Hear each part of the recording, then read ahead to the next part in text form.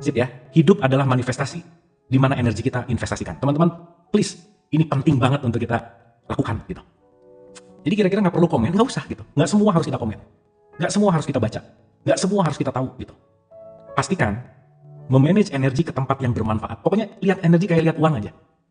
Nah, mau diinvestasikan mikir dulu, tar. Ini kira-kira menguntungkan nggak ya? Untungnya berapa nih? Ruginya berapa nih? Misalkan gitu. Sehingga ketika kita mulai meregulasi, mau marah nih, mikir dulu nih, kalau saya investasikan 5% ke marah, enggak, mendingan 5% ke happy, beres.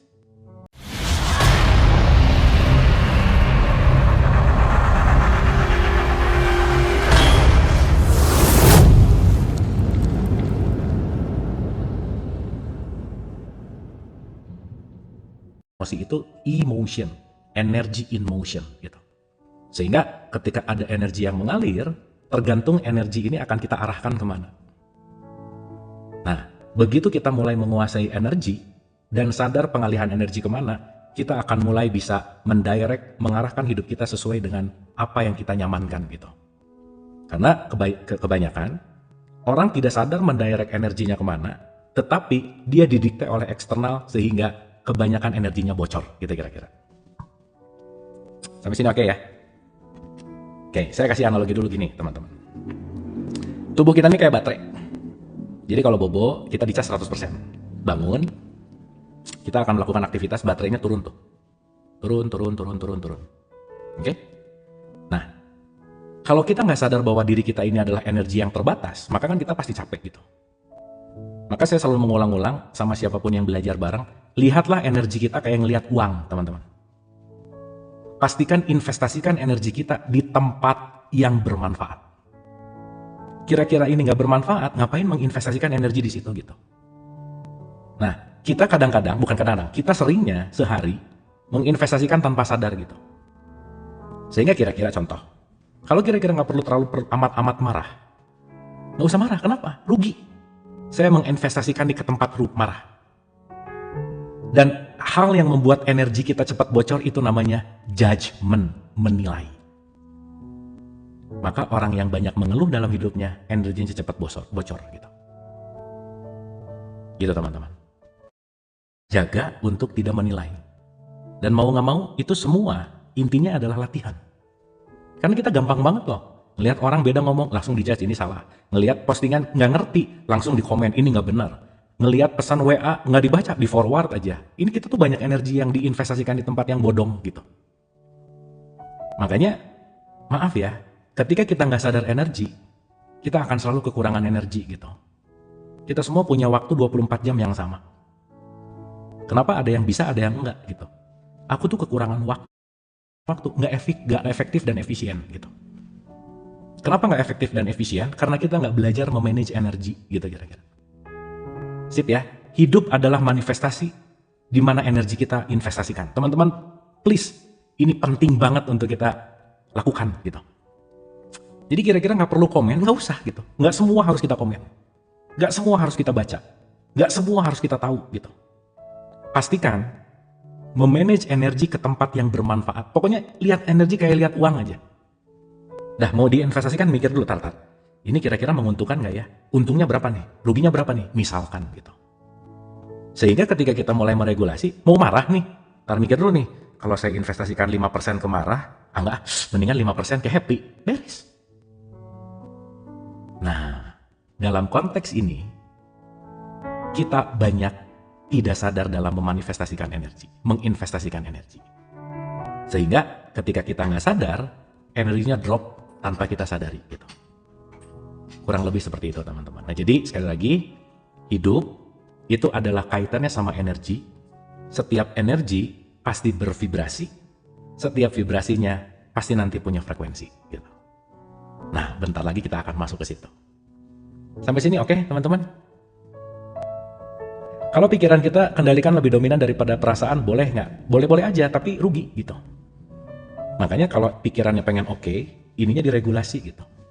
Kalau ininya ingin oke, jangan ditahan, tetapi dialirkan ke tempat yang konstruktif.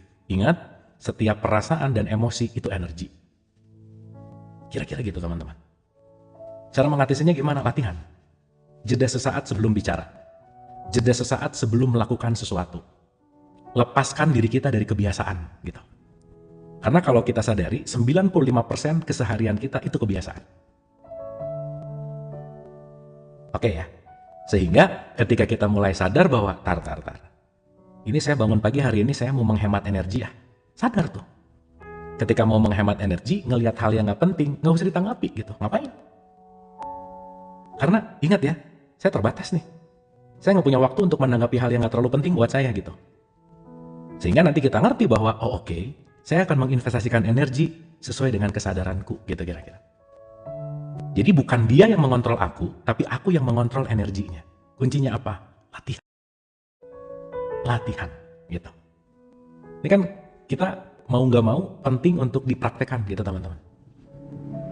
Jadi seenggaknya bukan ngomong dulu baru mikir, tapi mikir dulu baru ngomong gitu. Kan kebanyakan orang saking nggak bisa mikir, dia ngejudge. Orang yang terlalu banyak ngejudge, berarti otaknya tuh masih baru, jarang dipakai gitu. Kenapa? Nggak pernah diregulasi dulu, dijudge aja gitu. Jadi akalnya jarang dipakai gitu. Makanya, maaf ya, sekali lagi ya, Gustav yang bicara bahwa terlalu susah untuk berpikir, maka orang lebih cepat menuduh, lebih cepat menjudge gitu. Sip ya. Ngeredusnya gimana? Kadang kepancing latihan. Setiap pancingan yang datang tempat latihan kita gitu. Gitu ya. Berapa lama agar jadi kebiasaan baru? Ya, berapa lamanya relatif. Tapi seenggaknya latihan yang paling terbaik itu lebih dari 30 hari gitu by the way. Sip ya, teman-teman ya. Dan kalau mau belajar gini kan harus ada pelatihnya. Jadi wajar kalau pelatih itu datang ke room ini untuk ngecek, ini ngomong-ngomongin letting go, bisa letting go nggak sih? Gitu teman-teman. Jadi easy aja gitu. Gitu ya kira-kira. Nggak apa-apa. Memang semesta tuh lucu gitu. Dia akan selalu menghadirkan sesuatu untuk kita mempraktekkan gitu. Dan it's okay. Namanya juga kita mau belajar kan. Dan pembelajaran itu poinnya adalah mengalami gitu kira-kira. Sip ya teman-teman ya. Oke, kita lanjut ya. Dapat ya? Kata kuncinya, hematlah energi kita karena energi terbatas. Karena tadi batasannya mati tadi dalam perspektif ini ya. Tapi nanti kalau kita udah melampaui, kita akan masuk ke dalam kesadaran yang lebih dalam. Tapi poin inti di per saat ini, teman-teman jangan boros-borosin energi aja. Ya ingat nih, jangan memboroskan energi. Kira-kira nggak penting, jangan diinvest. Kira-kira nggak terlalu penting, jangan diinvest gitu. Clear ya teman-teman ya. Dan kita kan sekarang juga lagi sama-sama memanage energi gitu. Sip ya. Alright. Penalaran atau sering disebut reason adalah alat yang digunakan akal pikiran untuk mencapai tujuan-tujuan emosionalnya. Ketika digunakan oleh intelek, emosi yang mendasarinya biasanya tidak disadari. Ketika emosi yang mendasarinya dilupakan atau diabaikan dan tidak dialami, orang-orang tidak menyadari alasan dibalik tindakan mereka. Dan mereka reka berbagai alasan yang masuk akal. Bahkan mereka sering tidak tahu mengapa mereka nih. Kalau udah jadi habits gitu tuh. Kadang semuanya nggak disadari, bahkan nggak tahu lagi ngerjain apa sekarang, nggak sadar. Jadi teman-teman, kalau kita ngelihat orang yang nyebelin, yang gimana, it's okay. Mungkin dia juga nggak sadar dia lagi gitu. Nggak apa-apa. Dan itu 95% didrive oleh sesuatu yang alam bawah sadar by the way. Karena kita harus menyadari bahwa setiap orang tuh orang tuanya berbeda, lingkungannya berbeda gitu. Mas Indra, saya bahas itu nanti ya. Kita lagi nggak bahas Nur Muhammad hari ini, kita akan bahas itu nanti. Pertanyaan mungkin bisa di ending gitu. Oke, makasih. Nah, sehingga ketika kita menyadari bahwa konteks, oh oke, aku jangan-jangan lebih banyak melakukan yang aku nggak sadar gitu teman-teman. Sehingga ketika kita tidak menyadari itu, kita di-looping oleh hal yang sama berulang-ulang. Sehingga ketika kita di-looping oleh hal yang sama berulang-ulang, kebiasaan yang menjadi masternya kita gitu. Master itu dalam artian yang mengontrol kita gitu. Ya. Nah, jadi nanti kita ngerti tuh. Kenapa penting untuk meregulasi emosi gitu. Ulang ya, saya mudahin dulu. Hidup ini energi. Ketika si energi ini akan tervibrasi, nanti vibrasinya cuma kebagi dua di buku ini. Frekuensinya nanti ada banyak. Nah, tapi intinya adalah, jangan lupa, kemana kesadaran kita pergi, di situ energi kita mengalir. Jadi teman-teman kalau kesadarannya ke ruang gelisah, energinya ke ruangan gelisah dan gelisah akan tumbuh. Berarti kalau kesadarannya di ruang marah, maka energi akan di ruang marah dan ruang marahnya akan bertumbuh gitu. Nah, jadi kenapa poin pentingnya penting sekali untuk kita menyadari setiap apapun yang kita lakukan. Jadi sekali lagi teman-teman, diam dulu, santai, relax, ditanya. Kalau gua ngelakuin ini, energi boros nggak? Rugi nggak? Kalau itu perlu, oh that's okay. That's okay. Gitu. Nah, jadi balik dulu, ada jeda dulu. Makanya kalau kita bicara, oh iya teman-teman nih kalau mau beli bukunya, ini saya pin ya, bisa hubungi yang aku pin. Di situ ada. Judulnya namanya Letting Go, teman-teman. Tapi sekali lagi ini letting go yang saya racik dengan berbagai perspektif gitu ya, kira-kira begitu. Oke. Nah, dalam konteks ini, ketika kita bicara dalam wilayah energi, oke. Diam dulu tuh. Begitu diam, oke saya putuskan. Begitu diam, saya putuskan. Nah, kebalikannya, ngerjain, keputusannya lupa bahwa, ya ampun, ini semua saya putuskan gara-gara kebiasaan. Contoh ya, teman-teman ya, saya kasih contoh. Nih, saya kasih contoh realnya dulu ya, supaya teman-teman punya punya sudut pandang, punya perspektif. Saya kasih contoh. Saya ulang. 95% keseharian kita itu berdasarkan kebiasaan. Jadi, kebayang nggak? Orang bangun tidur pagi, langsung mandi, pergi ke kantor, meeting, melakukan tugas, makan siang, meeting lagi, melakukan tugas, makan sore, pulang, tidur, diulang-ulang. Itu tanpa sadar, kita nggak usah sadar, tubuh udah kerja sendiri, gitu kira-kira. Nah, jadi teman-teman coba rasain deh. Kalau kita udah bertahun-tahun, let's say setiap jam 9 pagi itu meeting, dan jam 9 udah mulai ada rasa kesel marah, karena di meeting ada perbedaan pendapat, autopilot, that's it. Even teman-teman lagi libur lebaran gini, itu jam 9 pagi tubuh nagih, woi bro, kalau belum marah-marah jam 9 pagi, biasanya jam 9 udah marah-marah, kalau diam aja sih. Nah, jam 9 tubuh udah mulai gelisah tuh. Jam 1 udah mulai gelisah lagi tuh. Kenapa? Karena dia berulang-ulang. Nah, maka banyak orang yang healing nggak selesai karena dia memperbaiki buahnya, tidak pada akarnya gitu. Sehingga dalam konteks yang berulang-ulang, kita penting banget untuk melakukan repetisi ulang, untuk melakukan reprogramming kita kira-kira. Teman-teman yang usianya di atas 35-40, ini semua sudah menjadi program. Ini penting nih, ini program. Maka lepaskan program itu. Lepaskan program itu gitu. Dimana ketika dilepaskan program itu kita perlu menjauh sejenak dari berpikir, merasakan, dari menjudge.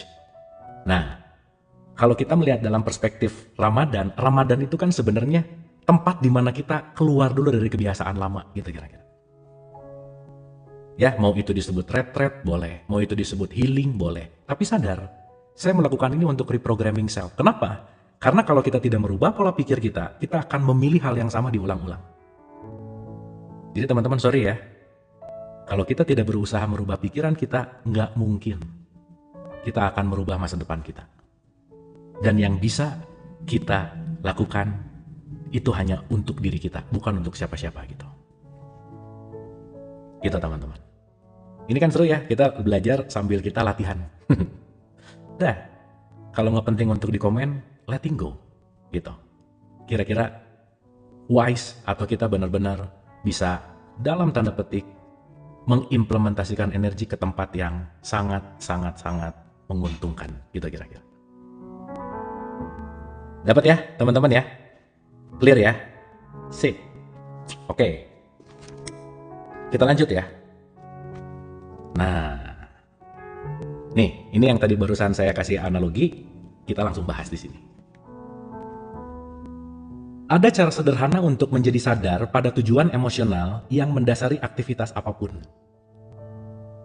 Yaitu melalui pertanyaan. Ini teman-teman menarik banget nih.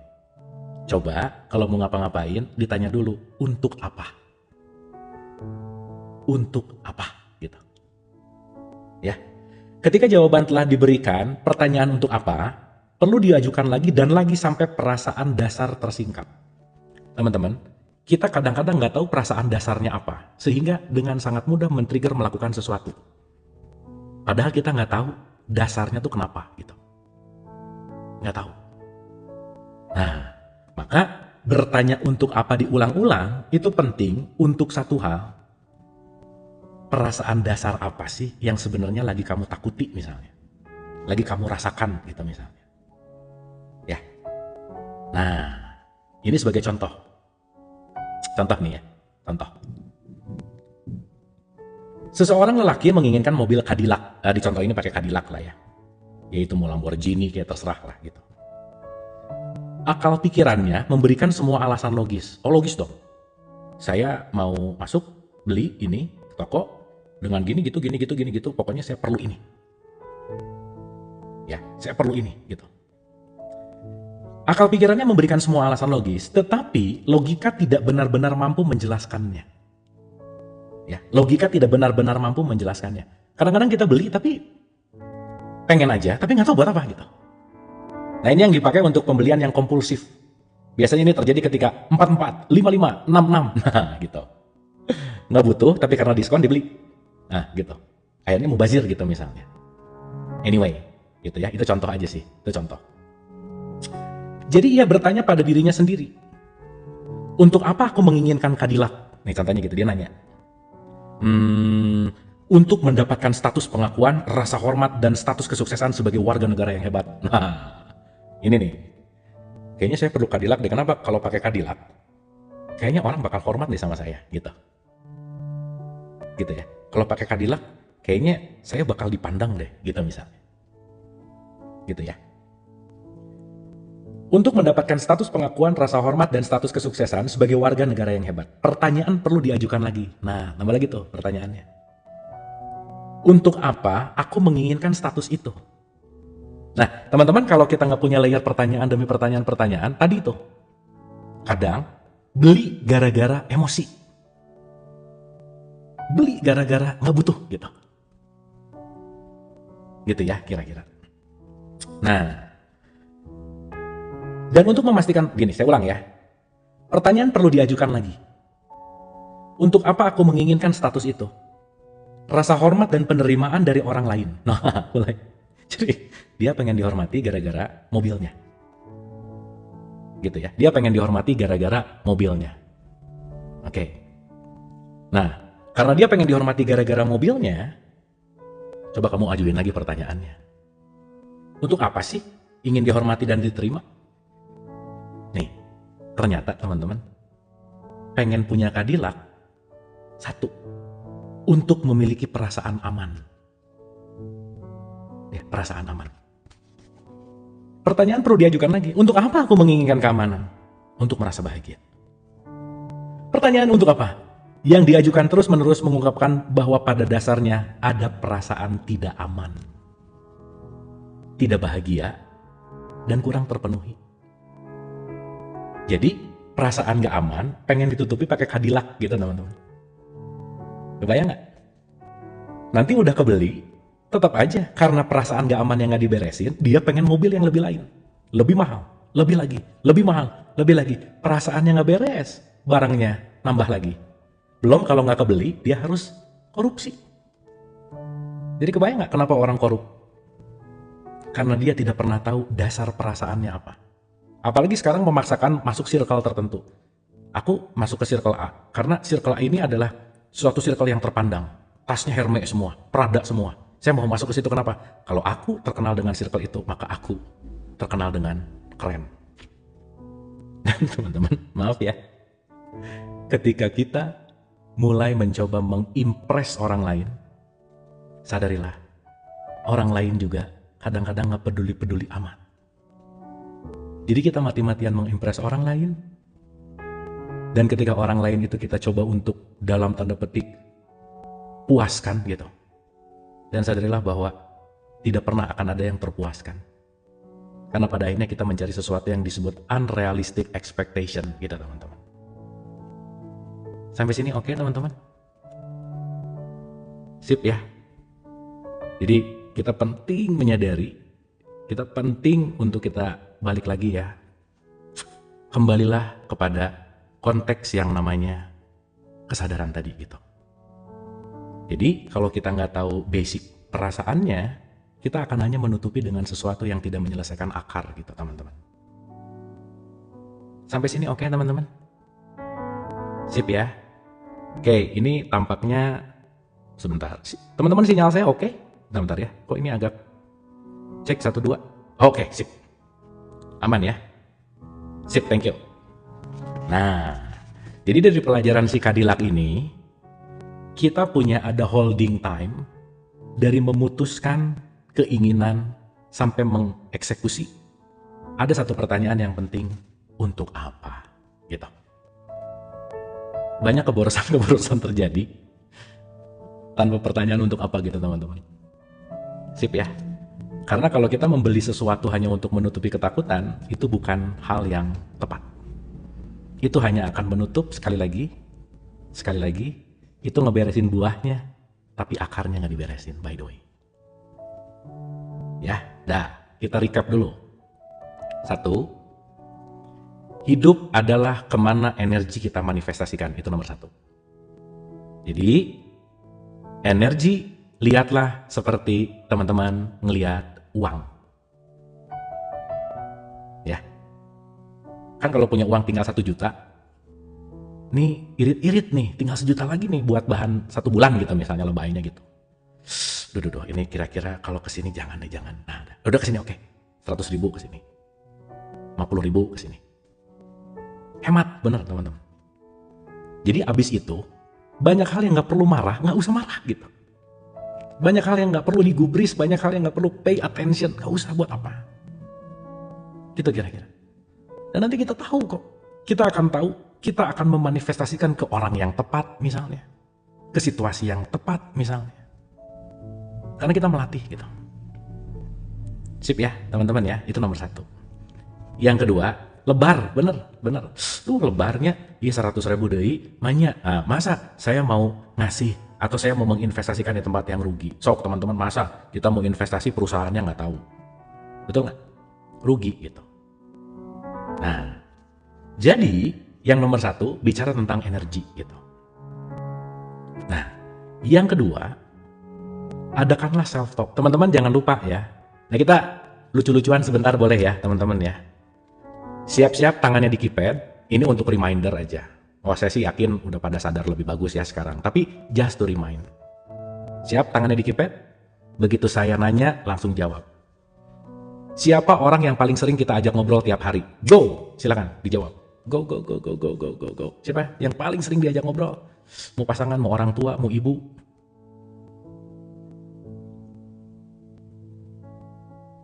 Asik, jawaban diri sendiri udah lebih banyak nih.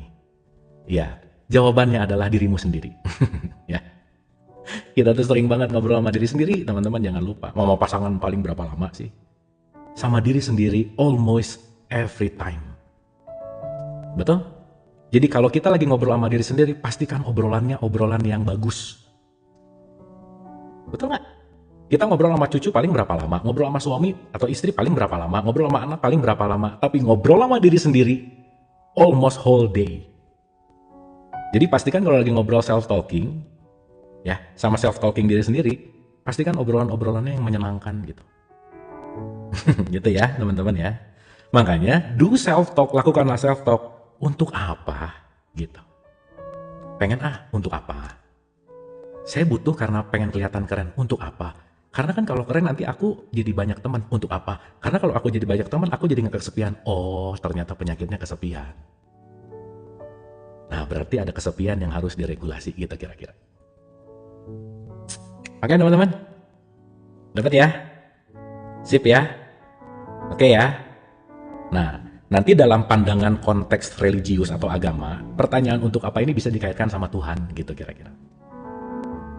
Sip ya? Supaya nanti kita bisa meregulasikan ini dalam bentuk yang universal gitu. So, make sure do a good self-talk.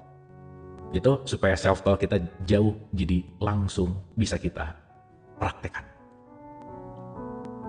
Ya, jadi sekali lagi nomor 1 energi, yang nomor 2 lakukanlah pertanyaan untuk apa. Seenggaknya sekali aja. Sekali aja. Gitu. Sip ya, teman-teman ya. Oke. Sebentar ya, ini menarik sih untuk bahan latihan, tapi udah kelamaan ya, jadi ya udah aja. Oke. Kita masuk ke skala emosi, teman-teman. Nah, dalam konteks skala emosi, kita bicara dalam wilayah begini. Dalam wilayah begini. Terkadang pertanyaan untuk apa, tapi jawabannya masih bingung. Nggak apa-apa, yang penting ditanya dulu. Daripada sama sekali nggak nanya gitu. Seenggaknya, ada sekat antara perilaku dan ada sekat dengan peristiwa gitu kira-kira. Ini saya ngambil dari buku versi Inggris, Clear, cuman karena ini kita pengen pakai bahasanya Indonesia, jadi saya pakai si Letting Go Indonesian version. Tapi ini buku aslinya dalam English sih sebenarnya. Gitu kira-kira. Sip ya. Nanti teman-teman akan terlatih kok. Nah, sebentar lagi teman-teman akan tahu. Begitu dijawab untuk apa, saya ada di mana. Nanti bentar lagi tahu.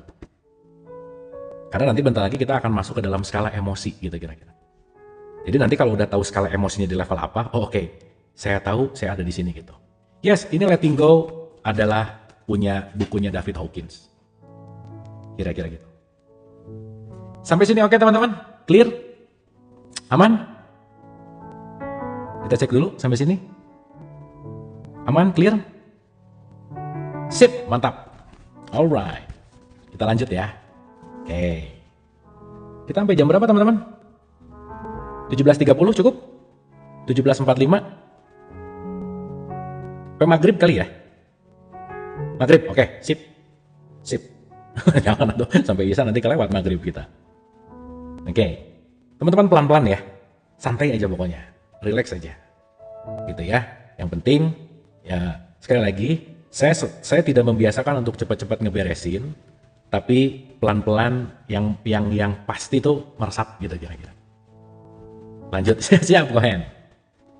Clear ya teman-teman ya? Alright, sip. Yuk kita lanjut. Nah, demi kesederhanaan dan kejelasan, kami akan menggunakan skala emosi yang berhubungan dengan level-level kesadaran. Presentasi menyeluruh tentang level-level kesadaran, dasar ilmiahnya, dan aplikasi praktisnya bisa dibaca dalam Power versus Force, itu bukunya Hawkins juga. Kita akan bongkar ini pelan-pelan. Oke? Secara singkat, segala sesuatu memancarkan energi, ini yang tadi saya bilang. Ingat, semua memancarkan energi. Baik positif maupun negatif. Oke? Secara intuitif, kita tahu perbedaan antara pribadi positif, contohnya ramah, tulus, perhatian, dan pribadi negatif, contohnya apa? Serakah, penipu, pembenci. Oh teman-teman bisa ngerasain lah. Anyway, ya, karena mau nggak mau kita punya rasa. Nah kalau kita melatih dan kita mengasah, oh itu rasanya akan terlatih pasti. Anyway, jadi teman-teman, perkecillah mempercayai kata-kata karena vibrasi energi di belakang kata-kata itu jauh lebih nyata. Ya, orang bisa kata-katanya lembut, tapi nipu. Orang bisa kata-katanya lembut, tapi nusuk. Maka kata-katanya tapi lihat frekuensi di belakangnya, vibrasi di belakangnya. Makanya saya selalu ulang-ulang ya teman-teman, jangan percaya omongan saya. Tapi omongan ini jadikanlah sebagai bahan untuk kontemplasi dan dialami gitu kira-kira.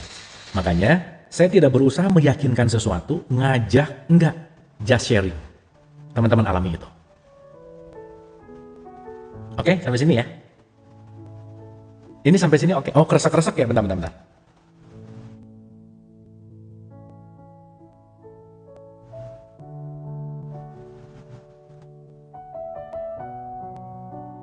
Bentar ya, kita pakai noise cancellation yang high. Sekarang gimana teman-teman? Cek 1, cek 2. Aman? Aman, oke. Clear ya, aman ya? Sip, makasih. Saya ulang ya. Persedikit, untuk kita mendengarkan kata-kata, tapi mulai aktif merasakan energi di belakang kata-katanya. Makanya kita nggak tertipu sama figur. nggak tertipu sama orang. Karena yang terpenting itu bukan siapanya, tapi apa yang dikatakan. Sedikit ya, saya ngutip statementnya Imam Ali. Imam Ali itu bilang gini, undur makola wala tandur makola. Jangan lihat siapa yang ngomong, lihat apa yang diomongin. Even itu keluar dari anak kecil, kalau itu kebenaran kamu ambil. Nah, kalau kita subjektif ngelihat orangnya udah nggak suka, padahal boleh jadi omongannya penting buat kita.